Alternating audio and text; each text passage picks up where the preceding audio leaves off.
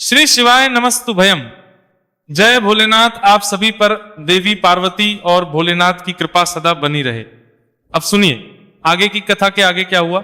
श्री ब्रह्मा जी कहते हैं, नारद वशिष्ठ जी ने प्राचीन काल में राजा अन्नी के द्वारा अपनी कन्या पद्मा का पिपलाद के साथ विवाह करने की तथा धर्म के वरदान से पिपलाद के तरुण अवस्था रूप गुण सदा स्थिर रहने वाले यौवन कुबेर और इंद्र से भी बढ़कर धन ऐश्वर्य भक्ति सिद्धि और समता प्राप्त करने की तथा पद्मा के स्थिर यौवन सौभाग्य संपत्ति और भर्ता के द्वारा परम गुणवान 10 पुत्रों के प्राप्त करने की कथा सुनाकर कहा, हे शैलेंद्र, तुम मेरे कथन के सार्थत्व को समझकर अपनी पुत्री पार्वती का हाथ महादेव जी के हाथ में दे दो और मैना सहित तुम्हारे मन में जो क्रोश है उसे त्याग दो। आज से 1 सप्ताह बीतने पर अत्यंत शुभ और दुर्लभ मुहूर्त आने वाला है।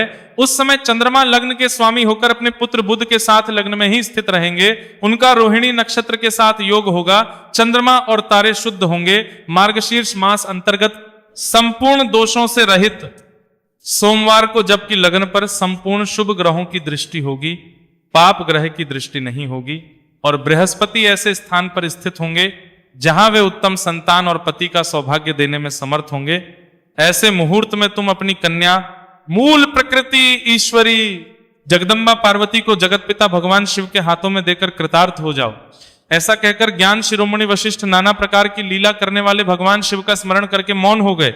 वशिष्ठ जी की बात सुनकर सेवकों और पत्नी सहित गिरिराज हिमालय बड़े विस्मित हुए और दूसरे पर्वतों से कहने लगे, गिरिराज मेरु गंधमादन मंद्राचल मैं नाग और विंध्याचलों, आप सभी लोग मेरी बात सुने। वशिष्ठ जी ऐसी बात कह रहे हैं, अब मुझे क्या करना चाहिए? इस बात का विचार मुझे करना है। आप लोग अपने मन से सभी बातों का निर्णय करके जैसा ठीक समझे वैसा करें। हिमाचल की बात सुनकर सुमेरु आदि पर्वत भली भांति निर्णय करके उनसे प्रसन्नता पूर्वक बोले, महाभाग, इस समय विचार करने से भला क्या लाभ? जैसा ऋषि लोग कहते हैं उसके अनुसार ही कार्य करना चाहिए। वास्तव में यह कन्या देवताओं का कार्य सिद्ध करने के लिए ही उत्पन्न हुई है। इसने शिव के लिए ही अवतार लिया है, इसलिए यह शिव को ही दी जानी चाहिए। यदि इस रुद्र देव की आराधना की है और रुद्र ने आकर इसके साथ वार्तालाप किया है तो इसका विवाह उन्हीं के साथ होना चाहिए। श्री ब्रह्मा जी कहते हैं, नारद उन मेरु आदि पर्वतों की यह बात सुनकर हिमाचल बड़े प्रसन्न हुए और गिरिजा भी मन ही मन हंसने लगी। अरुंधति ने भी अनेक कारण बताकर, नाना प्रकार की बातें सुनाकर और विभिन्न प्रकार के इतिहासों का वर्णन करके नैना देवी को समझाया। तब शैलपत्नी मेनका सब कुछ समझ गई और प्रसन्न उन्होंने मुनियों को, अरुंधति जी को और स्वयं हिमाचल को भी भोजन कराकर खुद भोजन किया। ज्ञानी गिरिश्रेष्ठ हिमाचल ने उन मुनियों की भली भांति सेवा की। उनका मन प्रसन्न और सारा भ्रम दूर हो गया था। उन्होंने हाथ जोड़कर प्रसन्नता पूर्वक उन महर्षियों से कहा, हे महाभाग सप्तर्षियों, आप लोग मेरी बात सुने। मेरा सारा संदेह तो दूर हो गया है। मैंने शिव पार्वती के चरित्र भी सुन लिए। अब मेरा शरीर, मेरी पत्नी मैना, मेरे पुत्र पुत्री रिद्धि सिद्धि तथा अन्य सारी वस्तुएं भगवान शिव की ही है, दूसरे किसी की नहीं। श्री ब्रह्मा जी कहते हैं, नारद ऐसा कहकर हिमाचल ने अपनी पुत्री की ओर आदर पूर्वक देखा और उसे वस्त्राभूषणों से विभूषित करके शिवों की गोद में बिठा दिया। तत्पश्चात वे शैलराज पुनः प्रसन्न हो उन ऋषियों से बोले, ये भगवान रुद्र का ही भाग है और इसे मैं उन्हीं को दूंगा, ऐसा मैंने निश्चय कर लिया है। ऋषिगण कहने लगे, गिरिराज, भगवान शंकर तो तुम्हारे याचक हैं, तुम स्वयं उनके दाता हो और पार्वती देवी भिक्षाएं। इससे उत्तम भला और क्या हो सकता है?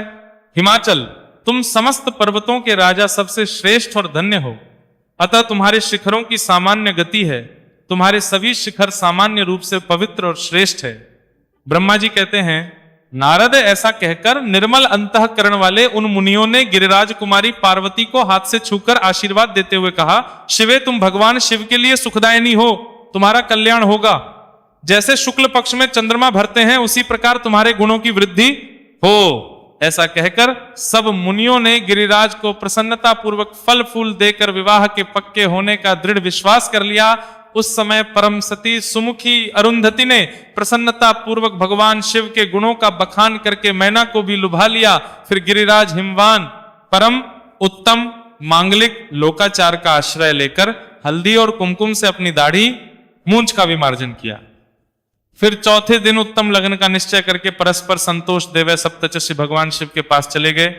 वहां जाकर शिव जी को नमस्कार और विविध स्तुतियों से उनका करके वे वशिष्ठ आदि सभी मुनि परमेश्वर शिव से इस प्रकार कहने लगे, हे देवादिदेव महादेव, हे परमेश्वर, हे महाप्रभु, प्रेम पूर्वक हमारी बात सुनिए।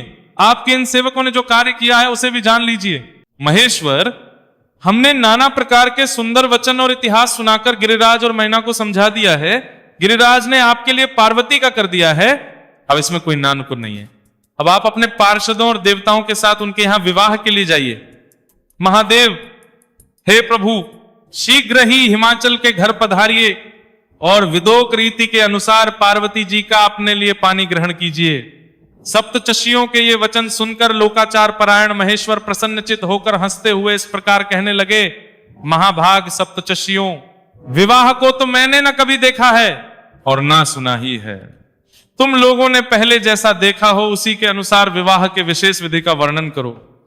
महेश्वर के उस लौकिक शुभ को सुनकर वे ऋषिगण हंसते हुए देवादि देव भगवान सदाशिव से इस प्रकार बोले, प्रभु आप पहले तो भगवान विष्णु को विशेषता उनके पार्षदों सहित शीघ्र बुलवा लीजिए, फिर पुत्रों सहित ब्रह्मा जी को, देवराज इंद्र को, समस्त ऋषियों को, यक्ष, गंधर्व, किन्नर, सिद्ध विद्याधर और अप्सराओं को प्रसन्नता पूर्वक आमंत्रित कीजिए। इनको और अन्य सभी लोगों को यहां सादर बुलवा लीजिए। वे सब मिलकर आपके कार्य का साधन कर लेंगे, इसमें कोई नहीं है प्रभु। ब्रह्मा जी कहते हैं, नारद, ऐसा कहकर ऋषियों की आज्ञा लेकर भगवान शंकर की स्थिति का वर्णन करते हुए वहां से प्रसन्नता पूर्वक अपने धाम को चले गए। श्री नारद जी ने पूछा, हे महाप्रात प्रभु, आप कृपा पूर्वक ये बताइए कि सप्तऋषियों के चले जाने पर हिमाचल ने फिर क्या किया? ब्रह्मा जी कहने लगे, मुनेश्वर, अरुंधति सहित उन ऋषियों के चले जाने पर ने जो कार्य किया वो तुम्हें बता रहा हूं, ध्यान पूर्वक सुनो। सप्तषि के जाने के बाद अपने मेरु आदि भाई बंधुओं को आमंत्रित करके पुत्र और पत्नी सहित महामनुष्य गिरिराज हिमवान बड़े हर्ष का अनुभव करने लगे। उसके बाद हर्षियों की आज्ञा के अनुसार हिमवान ने अपने पुरोहित गर्ग जी से बड़ी प्रसन्नता के साथ लग्न पत्रिका लिखवाई। उस पत्रिका को उन्होंने भगवान शिव के पास भेजा। पर्वतराज के बहुत से आत्मीय जन प्रसन्न मन से नाना प्रकार की सामग्रियां लेकर वहां गए। कैलाश पर भगवान शिव के समीप पहुंचकर उन लोगों ने शिव को तिलक लगाया और वह लग्न पत्र उनके हाथ में दे दिया। वहां भगवान शिव ने उन सब का यथा योग्य विशेष सत्कार किया। फिर वे सब लोग प्रसन्नचित हो शैलराज के पास लौट आए। महेश्वर के द्वारा विशेष सम्मानित होकर बड़े हर्ष के साथ लौटे हुए उन लोगों को देखकर हिमवान के हृदय में अत्यंत हर्ष हुआ। फिर आनंदित होकर शैलराज ने नाना देशों में रहने वाले अपने बंधु बांधवों को लिखित निमंत्रण भेजा, जो उन सभी को बड़ा सुख देने वाला था। इसके बाद वे बड़े आदर और उत्साह के साथ उत्तम अन्न और नाना प्रकार की विवाहोचित सामग्रियों का संग्रह करने लगे, जैसा कि विवाह के समय किया जाता है। उन्होंने चावल, गुड़, शक्कर, आटा, दूध, दही, घी, मिठाई, नमकीन पदार्थ, मक्खन, पकवान, महान स्वादिष्ट रस और नाना प्रकार के व्यंजन इतने अधिक एकत्रित कर लिए कि सूखे पदार्थों के तो पहाड़ से खड़े हो गए और द्रव पदार्थों की बावड़ियां बन गई। शिव के पार्षदों और देवताओं के लिए प्रकार की वस्तुएं भांति भांति के बहुमूल्य वस्त्र आग में तपाकर शुद्ध किए हुए स्वर्ण, रजत और विभिन्न प्रकार के मणिरत्न, इनका और अन्य उपयोगी द्रव्यों का विधि पूर्वक संग्रह करके गिरिराज ने मंगलकारी दिन में मांगलिक कृत्य करना आरंभ कर दिया। पर्वतराज के घर की स्त्रियों ने पार्वती का संस्कार करवाया। तरह तरह के आभूषणों से सजाई हुई राजभवन की उन सुंदर स्त्रियों ने सानंद मंगल कार्य का संपादन किया। नगर के ब्राह्मणों की स्त्रियों ने स्वयं बड़े हर्ष के साथ लोकाचार का अनुष्ठान किया। उसमें मंगल पूर्वक भांति भांति के उत्सव मनाए गए। हर्ष भरे हृदय से उत्तम मंगलाचार का संपादन करके हिमालय भी बड़े प्रसन्न हुए और अपने के आगमन की उत्सुकता पूर्वक प्रतीक्षा करने लगे। इसी बीच में उनके निमंत्रित बंधु भी आने लगे। देवताओं के निवास भूत गिरिराज सुमेरु दिव्य रूप धारण करके नाना प्रकार के और महारत्नों को यत्न पूर्वक साथ लेकर अपने स्त्री पुत्रों के साथ हिमालय के घर पर आए। मंत्राचल, अस्ताचल, उदयाचल, मलय, दुर्दु, निषद, गंधमादन, करवीर, महेंद्र, यात्रा, क्रौंच, पुरुषोत्तम शैल, नील, त्रिकूट, चित्रकूट, वेंकट, श्रीशैल, गोकामुख, नारद, विंध्य, कालंजर, कैलाश तथा अन्य पर्वत दिव्य रूप धारण कर अपने स्त्री पुत्रों के साथ बहुत सारी भेंट सामग्री लेकर वहां उपस्थित हुए। दूसरे द्वीपों में तथा यहां भी जो जो पर्वत हैं वे सब हिमालय के घर पधार गए। शिवा और शिव का विवाह है ये जानकर सबने बड़ी प्रसन्नता के साथ वहां पदार्पण किया। सोनभद्र और संपूर्ण नदियां दिव्य नर नारियों के रूप धारण कर नाना प्रकार के अलंकारों से अलंकृत होकर शिव पार्वती जी का विवाह देखने के लिए एकत्रित हो गए थे। गोदावरी, यमुना, सरस्वती, वेणी, गंगा, नर्मदा तथा अन्य श्रेष्ठ सरिताएं भी बड़ी प्रसन्नता के साथ हिमालय के यहां आई। उन सब के आने से हिमालय की दिव्य पूरी सब ओर से भर गई। वह सब प्रकार की शोभाओं से थी। वहां बड़े बड़े उत्सव हो रहे थे। ध्वजा पताका फैला रही थी बंधनवारों से, उसकी अधिक शोभा होती थी। चारों ओर चंदों में तने होने से वहां पर सूर्य का दर्शन नहीं होता था। भांति भांति की नीली, पीली आदि प्रभा उस पुरी की शोभा बढ़ा रही थी। हिमालय ने भी बड़ी प्रसन्नता के साथ अपने यहां पधारे हुए सभी स्त्री पुरुषों का यथा योग्य आदर सत्कार किया और सबको अलग अलग सुंदर स्थानों में ठहरा दिया। अनेकानेक उपयुक्त सामग्री देकर सभी को पूर्ण संतुष्ट किया। हे मुनि श्रेष्ठ ने प्रसन्न होकर महान उत्सव से परिपूर्ण अपने नगर को विचित्र रीति से सजाना आरंभ कर दिया। सड़कों को झाड़ बुहार कर उन पर छिड़काव कराया। उन्हें बहुमूल्य साधनों से सुसज्जित और शोभित किया। प्रत्येक घर के दरवाजे पर केले आदि मांगलिक वृक्ष लगवाए और उन्हें मांगलिक द्रव्यों से संयुक्त किया। आंगन को केले के खंभों से सजाया। रेशम की डोरों में आम के पल्लव बांधकर बंधनवारें बनवाई और उन्हें उन खंभों के चारों ओर लगवा दिया। मालती के फूलों उस आंगन के सब ओर लटका दी गई। सुंदर तोरणों से वह आंगन का भाग अत्यंत प्रकाशमान जान पड़ता था। चारों दिशाओं में मंगलसूत्र, शुभ द्रव्य रखे गए थे जो उस प्रांगण की शोभा बढ़ा रहे थे। इस प्रकार अत्यंत प्रसन्नता से भरे हुए गिरिराज ने महान प्रभावशाली गर्ग मुनि को आगे करके अपनी पुत्री के लिए प्रस्तुत करने योग्य सारा उत्तम मंगलकारी संपन्न किया। उन्होंने को बुलाकर आदर पूर्वक एक मंडप बनवाया जिसका विस्तार बहुत अधिक था। वेदी आदि के कारण वह मंडप बहुत मनोहर जान पड़ता था। वह मंडप कई योजन विस्तृत था। अनेक शुभ लक्षणों से युक्त तथा नाना प्रकार के आश्चर्यों से भरा हुआ था। वहां पर और जंगम सभी वस्तुएं कृत्रिम बनी हुई थी परंतु असली वस्तुओं की तरह लग रही थी। उनसे उस मंडप की सुंदरता और भी बढ़ गई थी। वहां चारों ओर ही ऐसी अद्भुत वस्तुएं थीं जो उस मंडप का सर्वस्व, नाना प्रकार की निराली वस्तुओं का चमत्कार वहां पर छा रहा था। वहां की स्थावर वस्तुओं से जंगम और जंगम वस्तुओं से स्थावर पराजित हो रहे थे, अर्थात वे एक दूसरे से बढ़कर शोभाशाली और चमत्कार पूर्ण दिखाई देते थे। उस मंडप की स्थल भूमि जल से पराजित हो रही थी, अर्थात चतुर से चतुर मनुष्य भी ये नहीं जान पाते थे कि इसमें कहां जल है और कहां स्थल। कहीं पर कृत्रिम बने हुए थे, कहीं सारसों की पंक्तियां, कहीं मोर थे जो अपनी सुंदरता से सबको मोह लेते थे। कहीं कृत्रिम स्त्रियां थी जो पुरुषों के साथ नृत्य करती हुई देखी जाती थी। वे कृत्रिम होने पर भी सब लोगों की ओर देखती और उनको मोह में डाल देती थी। इसी विधि से मनोहर द्वारपाल बने हुए थे जो स्थावर होने पर भी जंगमों के समान जान पड़ते थे। वे अपने हाथों से धनुष उठाकर उन्हें खींचते हुए देखे जा रहे थे।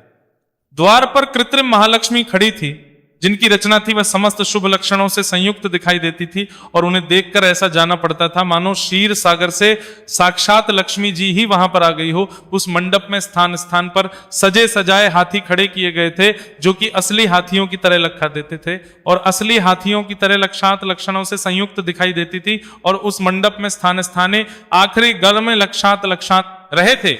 घुड़सवारों सहित घोड़े और हाथी, सवारों सहित हाथी बनाए गए थे। जहां तहां रथियों सहित रथ बने हुए थे जो अश्वों से ही खींचे जाते थे और उन्हें देखकर लोगों को बड़ा आश्चर्य होता था।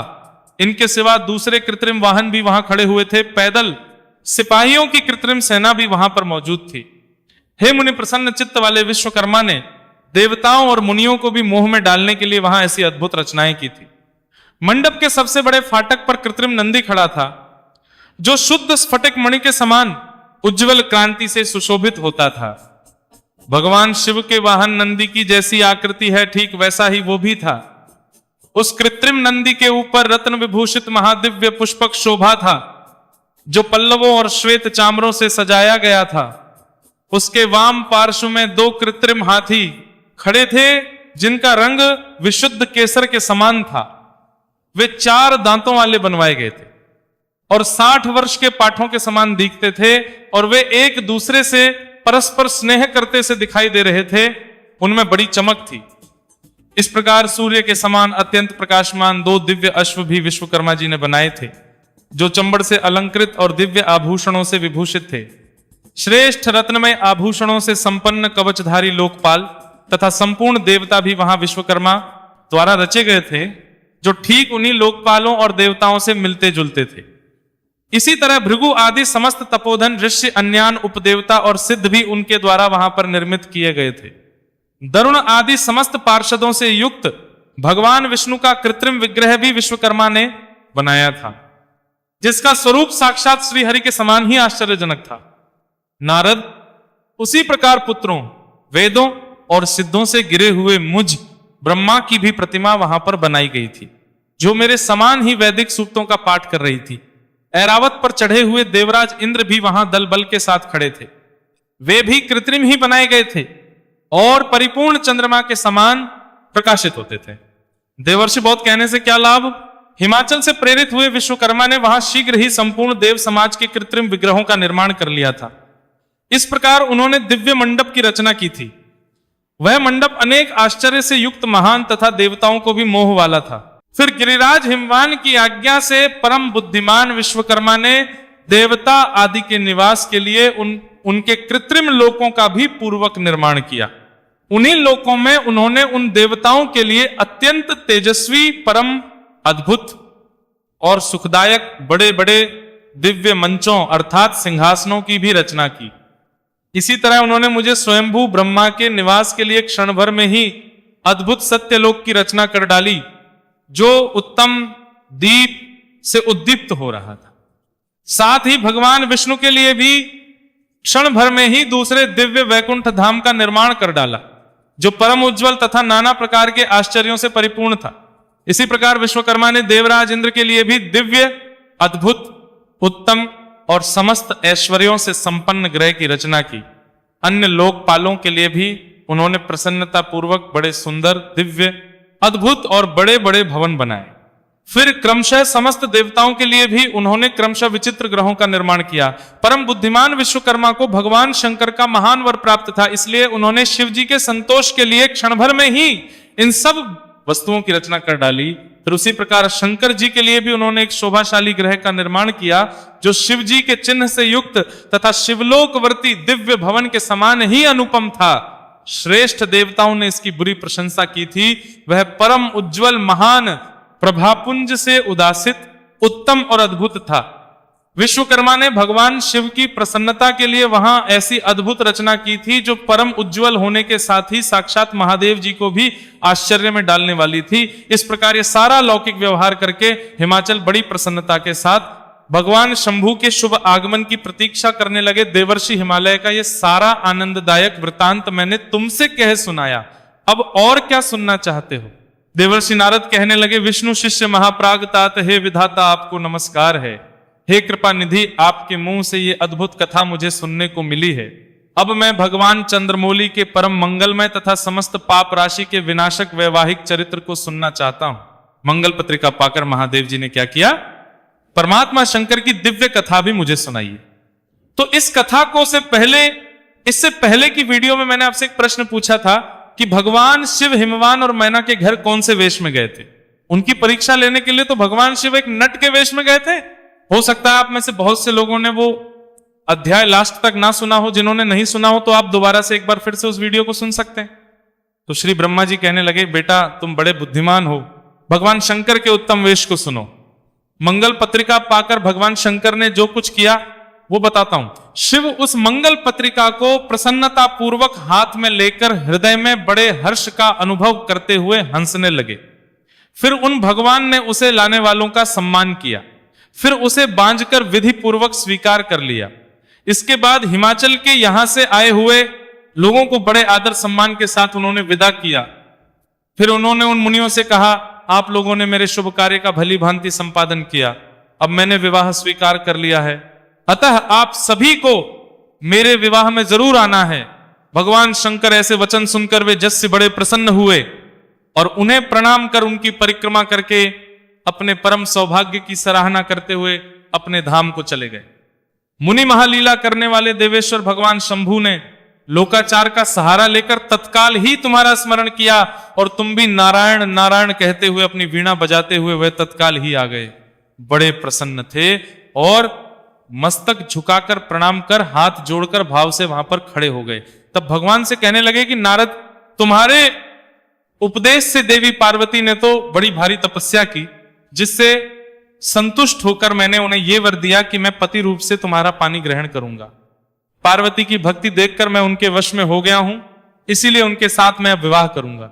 सप्तर्षियों ने लग्न का साधन और शोधन कर दिया है, इसलिए आज से ठीक 7वें दिन मेरा विवाह होगा। उस अवसर पर लौकिक रीति का आश्रय लेकर मैं महान उत्सव, हे मुनि तुम विष्णु आदि सभी देवताओं, मुनियों और सिद्धों को तथा अन्य सभी लोगों को मेरी ओर से निमंत्रित करो। सब लोग मेरे शासन की गुरुता को समझकर प्रसन्नता और उत्साह के साथ सभी प्रकार से सज धज कर स्त्री पुत्रों को साथ लेकर यहां आए। श्री ब्रह्मा जी कहते हैं, मुनि भगवान शंकर की इस आज्ञा को शिरोधार्य करके तुमने शीघ्र ही सर्वत्र जाकर उन सभी को तुरंत ही निमंत्रण दे दिया। फिर शंभू के पास आकर उनकी आज्ञा के अनुसार तुम वहीं ठहर गए। भगवान शिव भी उन सब देवताओं के आगमन की उत्कंठा पूर्वक प्रतीक्षा करते हुए अपने गणों के साथ वहीं रहे। उनके सभी गण संपूर्ण दिशाओं में नाचते हुए वह बड़ा भारी उत्सव मना रहे थे। इसी बीच में भगवान विष्णु सुंदर वेश धारण किए अपनी पत्नी और दल बल के साथ शीघ्र ही कैलाश पर्वत पर आए और भक्ति भाव से भगवान शिव को प्रणाम करके आज्ञा पाकर प्रसन्नता पूर्वक उत्तम स्थान पर ठहर गए। इस प्रकार मैं अपने गणों के साथ स्वतंत्रता पूर्वक शीघ्र ही कैलाश गया और भगवान शंभू को प्रणाम करके अपने सेवकों सहित सानंद वहां ठहरा। इंद्र आदि लोकपाल और उनकी स्त्रियां आवश्यक सामान के साथ खूब सज धज कर वहां आई। वे सब के सब उत्सव मना रहे थे। फिर मुनि, नाग, सिद्ध, उपदेवता और अन्य लोग भी निमंत्रित हो उत्सव मनाते हुए वहां आ गए। उस समय महेश्वर ने वहां आए हुए सभी देवता आदि का पृथक पृथक सहर्ष स्वागत सत्कार किया। फिर तो कैलाश पर्वत पर बड़ा अद्भुत और महान उत्सव होने लगा। देवंगनाओं ने उस अवसर पर यथायोगी नृत्य आदि किया। विष्णु आदि जो देवता भगवान शंभू की वैवाहिक यात्रा संपन्न कराने के लिए इस समय वहां आए हुए थे, वे सब यथास्थान ठहर गए। भगवान शिव की आज्ञा पाकर सब लोग उनके प्रति कार्य अपना ही कार्य समझकर नियंत्रित रूप से करने लगे और इसे शिव की सेवा मानने लगे। उस समय सातों मात्र का वहां बड़ी प्रसन्नता के साथ शिव को यथा योग्य आभूषण पहनाने लगे। हे मुनिश्रेष्ठ परमेश्वर, भगवान शिव का जो स्वाभाविक वेश था वही उनकी इच्छा से उनके लिए आभूषण की सामग्री बन गया। उस समय चंद्रमा स्वयं उनके मुकुट के स्थान पर जा विराजे। उनका जो सुंदर ललाटवर्ती तीसरा नेत्र था वही शुभ बन गया। मुनि कानों के आभूषणों के रूप में जो 2 सर्प बताए गए हैं वे नाना प्रकार के रत्नों से युक्त 2 कुंडल बन गए।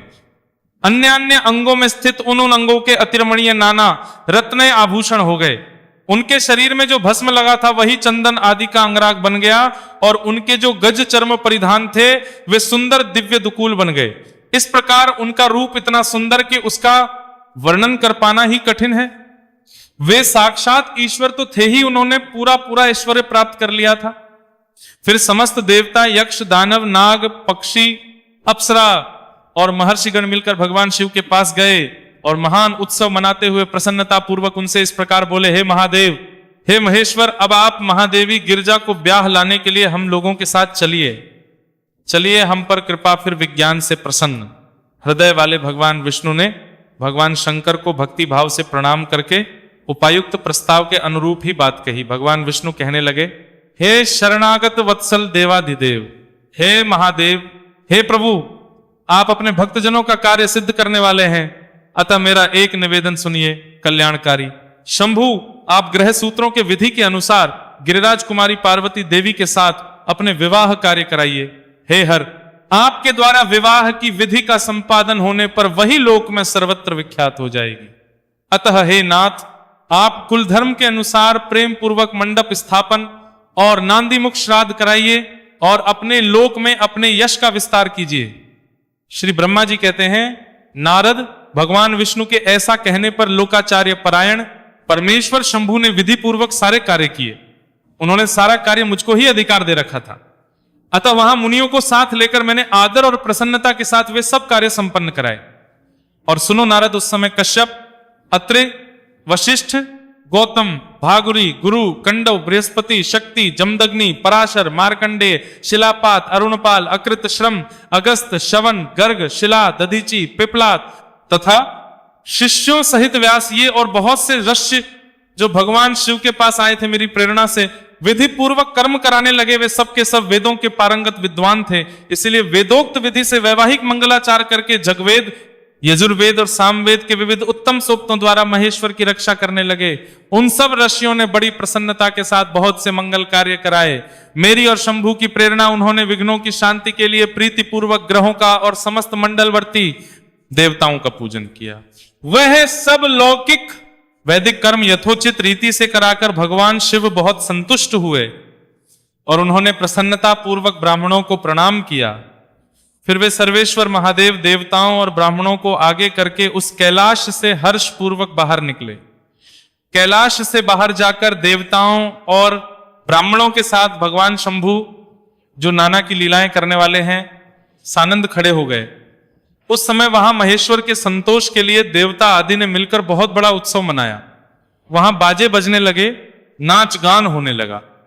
इसके बाद अब महादेव अपनी बारात लेकर हिमालयपुरी की ओर प्रस्थान कर रहे हैं। श्री ब्रह्मा जी कहते हैं, हे मुनि, फिर भगवान शंभु ने नंदी आदि सभी गणों को अपने साथ हिमाचलपुरी को उछलने की प्रसन्नता पूर्वक आज्ञा देते। कहा, मेरे प्रिय पार्षद गणों, तुम लोग थोड़े से गणों को यहां रखकर शेष सभी लोग मेरे साथ बड़े उत्साह और आनंद से युक्त होकर गिरिराज हिमवान के नगर को चलो। फिर भगवान की आज्ञा पाकर गणेश्वर, शंखकंड, केकराक्ष, विकृत, विशाख, पारिजात, विकृतानंद, दुंदुक, कपाल, संधारक, कालक, कुंड, पर्वतक, महाकाल, अग्निक, अग्निमुख, सनाह, अमोघ, कोकिल, मेघमन्यु, तालकेतु, वृषभ, चैत्र, क्षणमुख, लोकांतक और भानुक प्रमुख तथा वीरभद्र अपने असंख्य कोटि कोटि गणों और भूतों को साथ लेकर चल दिए। नंदी आदि गणराज असंख्य गणों से घिरे चले और क्षेत्रपाल और भैरव भी कोटि कोटि गणों को अपने साथ लेकर उत्सव मनाते हुए बड़े प्रेम और उत्साह के साथ भगवान शिव की बारात के साथ चल दिए। सिर पर जटा का मुकुट धारण किए हुए थे। उन सभी के मस्तक पर चंद्रमा और नीलचिन्ह थे और वे सब के सब त्रिनेत्रधारी थे। उन सब ने रुद्राक्ष के आभूषण पहन रखे थे। सभी उत्तम भस्म धारण किए हुए थे और हार, कुंडल तथा मुकुट आदि से अलंकृत थे। इस प्रकार देवताओं तथा दूसरे दूसरे गणों को अपने साथ लेकर भगवान शंकर अपने विवाह के लिए हिमवान के नगर की ओर चल दिए। चंडी देवी रुद्रदेव की बहन बनकर खूब उत्सव मनाती हुई बड़ी प्रसन्नता के साथ वहां आ पहुंची। वे शत्रु अत्यंत भय देने वाली थी। उन्होंने सांपों के आभूषण से अपने को विभूषित कर रखा था। उनका वाहन प्रेत था। वे उसी पर आरूढ़ होकर अपने मस्तक पर एक सोने का भरा हुआ कलश लेकर चल रही थी। वह कलश महान प्रभा पुंज से प्रकाशित हो रहा था। हे मुनि, वहां करोड़ों दिव्य भूतगण शोभा पा रहे थे, जिनका रूप विकराल था। उनके रंग रूप भी अनेक प्रकार के थे। उस समय की डमडम से, भेड़ियों की गड़गड़ाहट से और शंखों के गंभीर नाद से तीनों लोग गूंज उठे थे। दुंदुभियों की ध्वनि से महान कोलाहल हो रहा था। वह जगत का मंगल करता हुआ अमंगल का नाश करता हुआ था। देवता लोग शिवगणों के पीछे होकर बड़ी उत्सुकता के साथ बारात का अनुसरण कर रहे थे। संपूर्ण सिद्ध और लोपाल आदि भी देवताओं के साथ साथ थे। देव मंडली के बीच में गरुड़ के आसन पर बैठकर लक्ष्मीपति भगवान विष्णु चल रहे थे। हे मुनि, ऊपर महान छत्र तना हुआ था जो उनकी शोभा बढ़ा रहा था और उन पर चवर धुलाए जा रहे थे और वे अपने गणों से घिरे हुए थे।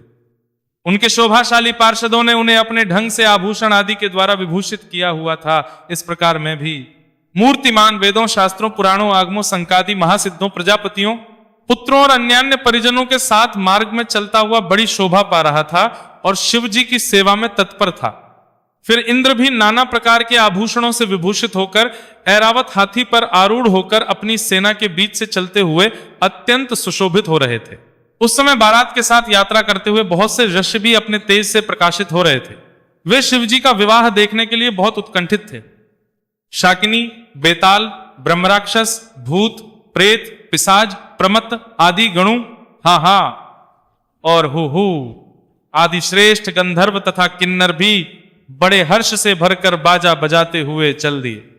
संपूर्ण जगत माताएं, सारी देव कन्याएं, गायत्री, सावित्री, लक्ष्मी और अन्य दिवंगनाएं, ये और दूसरी देव पत्नियां जो संपूर्ण जगत की माताएं हैं, शंकर जी का विवाह है, ये सोचकर बड़ी प्रसन्नता के साथ उसमें सम्मिलित होने के लिए चली गई। वेदों, शास्त्रों, सिद्धों और महर्षि द्वारा जो साक्षात धर्म का स्वरूप कहा गया है तथा जिसकी अंग कांति शुद्ध स्मृति के समान उज्ज्वल है, वह सर्वांग सुंदर वृषभ भगवान शिव का वाहन है। धर्मवत्सल महादेव उस वृषभ पर आरूढ़ होकर सबके साथ यात्रा करते हुए बड़ी शोभा पा रहे थे। देवर्षियों के समुदाय उनकी सेवा में उपस्थित थे। इन सब देवताओं और महर्षियों के एकत्र हुए समुदाय से महेश्वर की बड़ी शोभा हो रही थी। उनका बहुत श्रृंगार किया गया था। वे शिवा का पानी ग्रहण करने के लिए हिमालय के भवन को जा रहे थे। नारद इस प्रकार बारात की यात्रा संबंधी उत्तम उत्सव से युक्त शंभू का चरित्र कहा गया। आज के इस प्रसंग को सुनकर दिन में किसी भी समय आप अपने आसपास जो भी बैल हो, बैल को गुड़, चना, रोटी या हरा चारा जरूर खिलाएं और सच्चे मन से भगवान शिव का धन्यवाद करें और भगवान शिव से प्रार्थना करें कि आपके जीवन में जो दुख है वो शीघ्र से शीघ्र दूर कर सकें। आपकी मनोकामना जरूर पूर्ण होगी। श्री ब्रह्मा जी कहते हैं, हे मुनि, अब हिमालय नगर में जो सुंदर वृतांत घटित हुआ उसे भी सुनो। श्री ब्रह्मा जी आगे कहने लगे, फिर भगवान शिव ने नारद जी को हिमाचल के घर भेजा। विवाह की विलक्षण सजावट देखकर हैरान रह गए। विश्वकर्मा ने जो विष्णु, ब्रह्मा आदि समस्त देवताओं तथा नारद आदि ऋषियों की चेतन सी प्रतीत होने मूर्तियां बनाई थी, उन्हें देखकर देवर्षि नारद भी चकित हो उठे। फिर हिमाचल ने देवर्षि को बारात बुला लाने के लिए भेजा। साथ ही उस बारात की अगवानी के लिए आदि पर्वत भी आए। फिर भगवान विष्णु आदि देवताओं तथा आनंदित हुए अपने गणों के साथ भगवान शिव हिमालय नगर के समीप बड़ी प्रसन्नता के साथ आ पहुंचे। गिरिराज हिमालय ने जब ये सुना कि सर्वव्यापी शंकर मेरे नगर के निकट आ पहुंचे हैं, तब तो उन्हें बड़ी प्रसन्नता हुई। फिर उन्होंने बहुत सामान एकत्र करके पर्व और ब्राह्मणों को महादेव जी के साथ वार्तालाप करने के लिए भेजा। खुद भी बड़ी भक्ति के साथ वे प्राण प्यारे महेश्वर का दर्शन करने के लिए गए। उस समय उनका हृदय अधिक प्रेम के कारण द्रवित हो रहा था और वे प्रसन्नता पूर्वक अपने सौभाग्य की सराहना करते थे। उस समय समस्त देवता गणों की सेना को उपस्थित देखकर हिमवान को बड़ा विस्मय हुआ और फिर वे अपने को धन्य मानते हुए उनके सामने गए। देवता और पर्वत दूसरे से मिलकर बहुत प्रसन्न हुए और अपने आप को कृतकृत्य मानने लगे। महादेव जी को सामने देखकर हिमालय ने उन्हें प्रणाम किया। साथ ही समस्त पार्वतों और ब्राह्मणों ने भी सदा शिव की वंदना की। अब देखिए, भोलेनाथ अपनी बारात लेकर हिमालय के घर के समीप खड़े हुए हैं, लेकिन अब भी देवी पार्वती की मां मैना की परीक्षा लेने से पीछे नहीं हट रहे। उन्होंने मैना को अपना रूप दिखाया, जिसके बाद मैना मूर्छित हो गई। उसका वर्णन आप आने वाले अध्याय में सुनिएगा।